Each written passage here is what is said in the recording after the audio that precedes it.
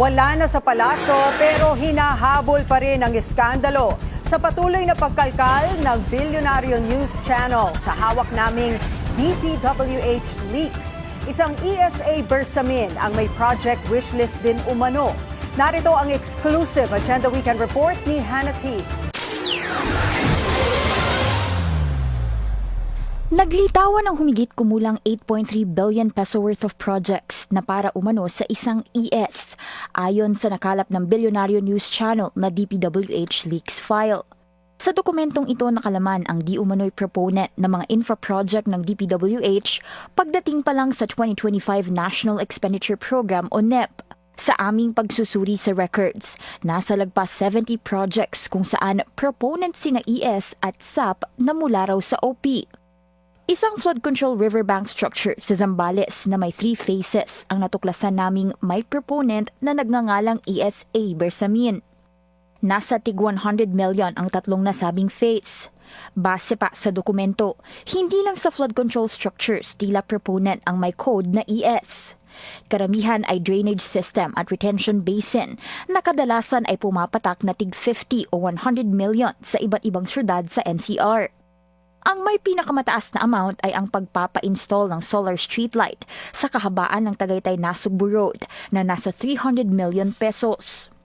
Sinubukan naming silipin ang accomplishment rate ng proyekto pero ayon sa DPWH Transparency Portal, hindi pa nasisimulan ang installment ng solar streetlights sa nasabing kalsada. Talamak din ang pagpapagawa ng mga kalsada at river structure sa Mindoro area para sa proponent na si ES ayon sa dokumento. Lumalabas na tig 250 million each ang mga proyekto. Una nang sinabi ni Senate President Pro Tempore Ping Lacson na hindi bababa sa 5 cabinet secretaries ng ehekutibo ang may allocables sa 2025 budget. Posible raw ipatawag ng Senate Blue Ribbon Committee ang mga individual na nasa dokumentong tinaguriang Cabral Files kasunod ng imbestigasyon ng komite sa flood control scandal.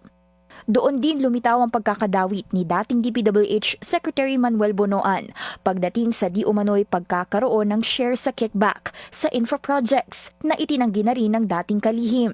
Ayon kay Lacson, nasa halos 30.5 billion sa Cabral Files ang nakapangalan daw kay Bonoan. Pagdating sa ibang mga kalihim, una na ring siniyasat ng BNC ang pagkakalitaw ng pangalan ni DepEd Secretary Sonny Angara sa aming nakalap na DPWH leaks.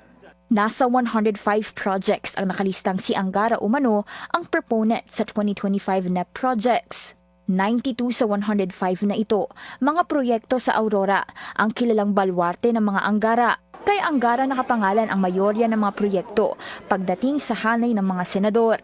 Corroborated ang listahang DPWH leaks file sa 2025 NEP ng DBM at DPWH contracts.